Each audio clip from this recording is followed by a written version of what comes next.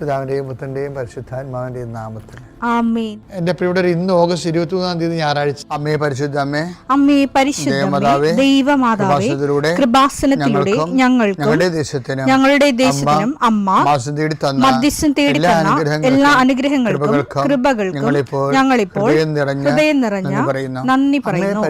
അമ്മേ പരിശുദ്ധമേ, ദൈവമാതാവേ, 2004 ഡിസംബർ 7 ഉച്ചകഴിഞ്ഞ് 2:30 കൃപാസനത്തിൽ സംഭവിച്ച അമ്മയുടെ പ്രത്യക്ഷപ്പെടലിനെക്കുറിച്ച് തിരുസഭയ്ക്ക് സമർപ്പിച്ചിരിക്കുന്ന പഠനരേഖകളുടെ മേൽ സഭാത്മകമായ പഠനം ആരംഭിക്കുവാൻ ഞങ്ങൾ പ്രാർത്ഥിക്കുന്നു.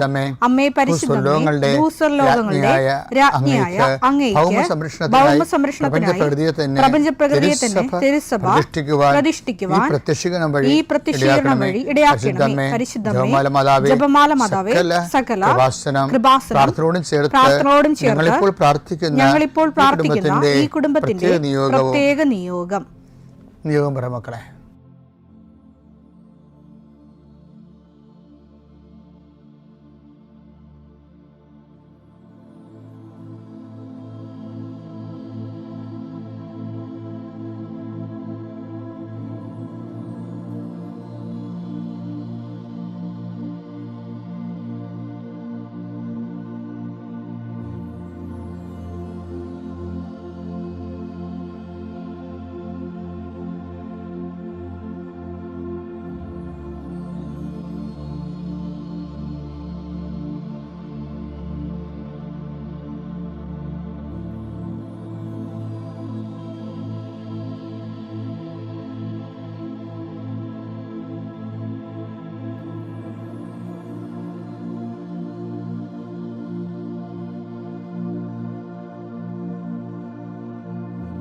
അമ്മയുടെ പ്രത്യക്ഷീകരണത്തിന്റെ ഈ അനുഗ്രഹവേളയിൽ ഞങ്ങൾക്ക് സാധിച്ചു തരുവാൻ കനിയണമേ. ആമേൻ. വിശ്വാസ പ്രമാണം.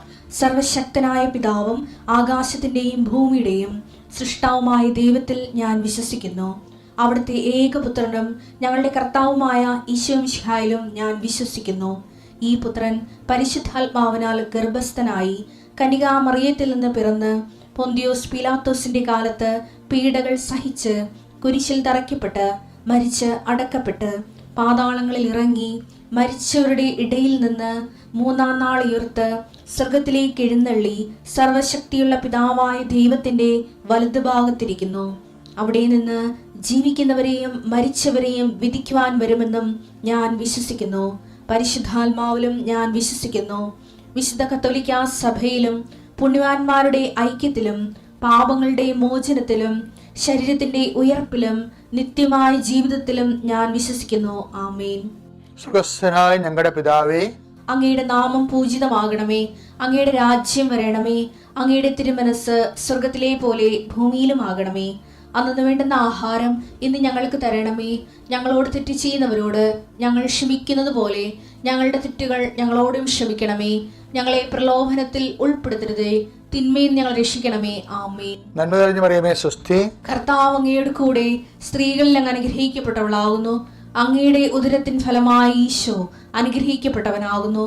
പരിശുദ്ധ മറിയമേ, തമ്പുരാന്റെ അമ്മേ, പാപികളായ ഞങ്ങൾക്ക് വേണ്ടി ഇപ്പോഴും ഞങ്ങളുടെ മരണസമയത്തും തമ്പുരാനോട് അപേക്ഷിക്കണമേ. കർത്താവേ, നിന്റെ ഉന്നതമായ നാമത്തിന് സ്തോത്രം ചെയ്യുന്നു. കർത്താവേ, നിന്റെ വിശുദ്ധ പൗരോഹിത്യത്തെ മഹത്വപ്പെടുത്തണമേ. കർത്താവേ, സഭയിലുള്ള സാന്നിധ്യം പ്രകടമാക്കണമേ. 40 വർഷം ഞാൻ അർപ്പിച്ച കുർബാനയുടെ യോഗ്യതയാണ്. കൃപാസ്ഥാനത്താരെ ജീവനോടെ പ്രത്യക്ഷപ്പെട്ട പരിശുദ്ധമ്മയുടെ പ്രത്യക്ഷീകരണത്തിന് സ്ഥിരീകരണത്തിനായി അങ്ങയുടെ മക്കൾ ഇന്ന് അഭിമുഖിക്കുന്ന എല്ലാ വിഷയത്തിൻ്റെ മേലും സഞ്ചാരി മാതാവേ, സമയത്തിൻ്റെ അധികാരി അമ്മയുടെ പ്രത്യേകമായ സാന്നിധ്യം ഉണ്ടായിക്കൊണ്ട് കർത്താവേ, ഞങ്ങളുടെ കഴിവ് കൊണ്ടല്ല, അങ്ങയുടെ കൃപ കൊണ്ടാണ് അങ്ങയുടെ മക്കൾ എവിടെയെല്ലാം യാത്ര ചെല്ലുന്നുവോ, ഏതെല്ലാം പരീക്ഷ എഴുതുന്നുവോ, ഏതെല്ലാം പക്ഷേ റിസൾട്ട് കാത്തിരിക്കുന്നുവോ, ഓരോ വിഷയത്തിനും മനസ്സും എന്ത് നേറിക്കൊണ്ട് കാത്തിരിക്കുന്ന സഹായം പ്രതീക്ഷിക്കുന്ന ഓരോ സ്ഥലങ്ങളെയും കർത്താവേ, അത് നഷ്ടപ്പെട്ടു പോകാതെ അവർക്ക് കിട്ടാനും അവർക്ക് അനുഭവവേദ്യമാക്കാനും കർത്താവെ സഹായിക്കണമേ എന്ന് പ്രാർത്ഥിക്കുന്നു. നഷ്ടപ്പെട്ടു പോകുന്ന സ്ഥലങ്ങൾ, നഷ്ടപ്പെട്ടു പോകുന്ന ബന്ധങ്ങൾ, നഷ്ടപ്പെട്ടു പോകുന്ന കരാറുകൾ, ഇങ്ങനെ നഷ്ടപ്പെട്ടു പോകാൻ സാധ്യതകളെല്ലാം കർത്താവിൻ്റെ നാമത്തിൽ ബന്ധിക്കുന്നു. ഓരോ സ്ഥലവും ഓരോ വിഷയത്തെ നീ ആസ്പദമായിക്കൊണ്ട് അതിനെ അധികരിച്ചുകൊണ്ട് ഓരോ വിഷയത്തിൻ്റെ മേലും നീ ആഗ്രഹം അവലംബിച്ചുകൊണ്ട് അത് ഓരോ ഡേറ്റും ഓരോ നീ പ്രത്യാശയോടെ കാത്തിരിക്കുന്ന ചില വ്യക്തികളുടെ വരവ്, പ്രത്യാശയോടെ കാത്തിരിക്കുന്ന ചില ഓഫറുകൾ, പ്രത്യാശയോടെ കാത്തിരിക്കുന്ന ചില തീയതികൾ എല്ലാം എൻ്റെ ദൈവവേദനെ നിനക്ക് അനുഗ്രഹമായി മാറട്ടെ. അതിനെതിരെ വരുന്ന എല്ലാ തിന്മയുടെ ശക്തികളെയും ഈശോയുടെ നാമത്തിൽ ഞാൻ ബന്ധിച്ചു കർത്താവിനെ കാൽക്കീഴിലാക്കുന്നു. കർത്താവെ, രോഗികൾ, പീഡിതര്, കുടുംബസമാധാനം ഇല്ലാത്തവർ, വിദേശ യാത്ര ചെയ്യുന്നവർ, കർത്താവെ അവരെല്ലാം നീ ആശീർവദിക്കണമെന്ന് പ്രാർത്ഥിക്കുന്നു. എൻ്റെ കർത്താവിൻ്റെ ഉന്നതമായ നാമത്തിൽ സഭയുടെ അധികാരത്തിൽ കുരിശിൻ്റെ അടയാളത്തിൽ ഉപരി പഠനത്തിന് വേണ്ടി ചിന്തിക്കുന്നവരും ആലോചിക്കുന്നവരും അതിനുവേണ്ടി പരിശ്രമിക്കുന്നവരും അവരുടെ കഴിവിനേക്കാൾ ഒരു ദൈവത്തിൻ്റെ കൃപയാൽ അവർ ചെന്നെത്തേണ്ട ഇടത്ത് അവരെ എത്തിക്കാൻ വേണ്ടി പരിശുദ്ധമ്മ ദൈവമാതാവിൻ്റെ മധ്യസ്ഥ പ്രാർത്ഥിക്കുന്നു. പിതാപുത്രൻ പരിശുദ്ധാത്മാവായ സർവേശ്വരനെ നയിക്കുവാൻ. എൻ്റെ പ്രിയപ്പെട്ടവർ, നമ്മൾ ഹെബ്രായർ 4:16 അനുസരിച്ചുകൊണ്ട് വേണ്ട സമയത്ത് കരുണയും കൃപാവരം ലഭിക്കാൻ കൃപയുടെ സിംഹാസനമാകുന്ന വാഗ്ദാന പേടകത്തെ ക്രിസ്തുവിനെ സമീപിക്കുക. അപ്പോൾ ക്രിസ്തുവിനെ എങ്ങനെ സമീപിക്കാം?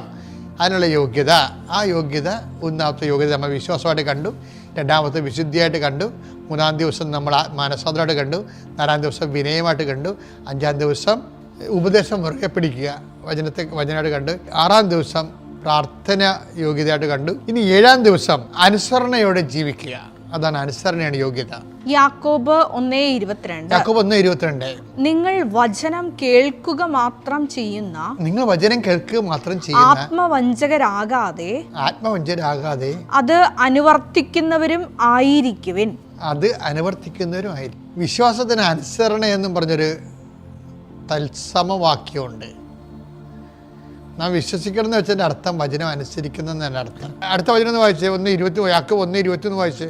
വചനം കേൾക്കുകയും അത് അനുവർത്തിക്കാതിരിക്കുകയും ചെയ്യുന്നവര് തന്റെ മുഖം കണ്ണാടിയിൽ കാണുന്ന മനുഷ്യന് സദൃശനാണ്. അവൻ തന്നെ തന്നെ നോക്കിയിട്ട് കടന്നു പോകുന്നു. താൻ എങ്ങനെ ഇരിക്കുന്നുവെന്ന് ഉടൻ തന്നെ വിസ്മരിക്കുകയും ചെയ്യുന്നു. എന്തൊരു ആഴമായ പ്രബോധനാണെന്ന് നോക്കിയേ. അതായത് കണ്ണാടി എടുത്ത് നോക്കുന്നു, അപ്പോൾ അവൻ്റെ ഇവിടെയും കണ്ടൊരു കുരുവുണ്ട്. ഇത് മരണമല്ല എന്ന് ഞാൻ പോകും, പിന്നെ അത് മറന്നു പോകും. പിന്നെ പിറ്റേ ദിവസം കണ്ണാടി നോക്കുമ്പോൾ ആ കുരുവോട് ഇരിപ്പുണ്ടാവും. ഏതായാലും അവൻ കണ്ണാടി തല്ലിപ്പൊട്ടി കഴിഞ്ഞ ഭാഗ്യം. ഞാൻ ഈ ദിവസങ്ങളിലേ ഒരു അണലി ഈ രണ്ട് കൊമ്പൊക്കെ തലയെ വെച്ചിരിക്കുന്ന ഒരു അണലിയില്ലേ, അണലി എടുത്ത് കൊണ്ടുവന്ന് ഒരുത്തനൊരു കണ്ണാടി വെച്ച്. അപ്പോൾ ഞാനും നോക്കി കണ്ണാടിയിട്ടാണ് കണ്ണാടി നോക്കുമ്പോൾ എന്ത് ചെയ്യുമെന്ന്. അണലിപ്പാമ്പാണേ, അണലിപ്പാമ്പ് കണ്ണാടിയായിട്ട് ഇങ്ങനെ നോക്കിയപ്പോൾ അപ്പോൾ ഞാനോർക്കും അതിൻ്റെ ഇണയായിരിക്കുമല്ലോ അതിൻ്റെ അകത്തുള്ള, ചിലപ്പോൾ ഇതിനൊരു സ്നേഹം തോന്നുന്നു. എവിടെയായിട്ട് ആ പണ്ടര ഒറ്റ കൊത്ത് കണ്ണാടി ചിഹ്നവിനായിപ്പോയി. അപ്പോൾ ചില ആൾക്കാർക്ക് കണ്ണാടിയെ പൊട്ടിച്ച് കളയവർ അവർക്ക് ഇഷ്ടപ്പെട്ടില്ലെങ്കിൽ ആ കാണുന്ന തൻ്റെ രൂപം തന്നെ ആണെങ്കിലും കണ്ണാടിയെ പൊട്ടിച്ച് കളയും. അങ്ങനെ ചെയ്യുന്നവരുണ്ട്. വെച്ച് കഴിഞ്ഞാൽ അതല്ലേ നമ്മൾ സഭയെയും ദൈവത്തെയും ഒക്കെ വചനത്തെയും ഒക്കെ എതിർക്കുന്നവർ ചെയ്യണത് എന്താണ്? കണ്ണാടി പൊട്ടിക്കലാണ്.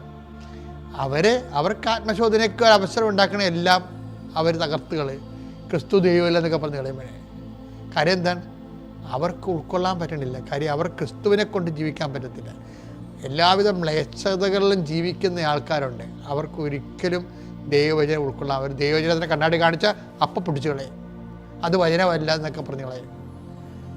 അപ്പം അതുകൊണ്ട് വചനം സ്വീകരിക്കുന്നവരിന് വചനമാണെന്ന് പറയുന്നവരാ, പക്ഷേ ദൈവം അവർ അംഗീകരിക്കണം നിർബന്ധമില്ല. എന്താ കാര്യം? ദൈവം പറയും പുട്ട് ഇൻടു പ്രാക്ടീസ് എന്ന് പറയും, നിങ്ങൾ അനുസരിച്ച് ജീവിച്ച് കാണിക്കാൻ പറയും. അപ്പോൾ വചനപീഠത്തെ സമീപിക്കാനുള്ള ഒരു യോഗ്യത, ഏഴാമത്തെ യോഗ്യത എന്ന് പറയുന്നത് വചനം അനുസരിച്ച് ജീവിക്കുക എന്നുള്ളതാണ്. പിതാവിൻ്റെയും പുത്രൻ്റെയും പരിശുദ്ധാത്മാവിൻ്റെയും